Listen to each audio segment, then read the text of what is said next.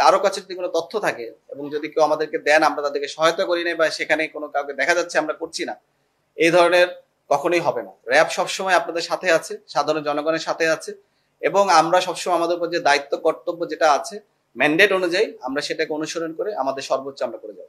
আমি এর আগেরটা তো বলেছি যে আমাদের, আপনি জানেন যে 5ই আগস্ট পূর্ববর্তী যে সময় ছিল সেখানে আমাদের র্যাবের কোনো সদস্য পালিয়ে যায়নি এবং র্যাবের কোনো সদস্য কর্মবিরতিতে যায়নি। এটা অন্যান্য অনেক বাহিনীর ক্ষেত্রে হয়েছে, কিন্তু র্যাবের কোনো সদস্য, আমাদের এখানে র্যাব একটি কম্পোজিট ফোর্স, এখানে কিন্তু প্রায় 8টা বাহিনী থেকে কিন্তু এখানে আমাদের বিভিন্ন সদস্যরা আসেন।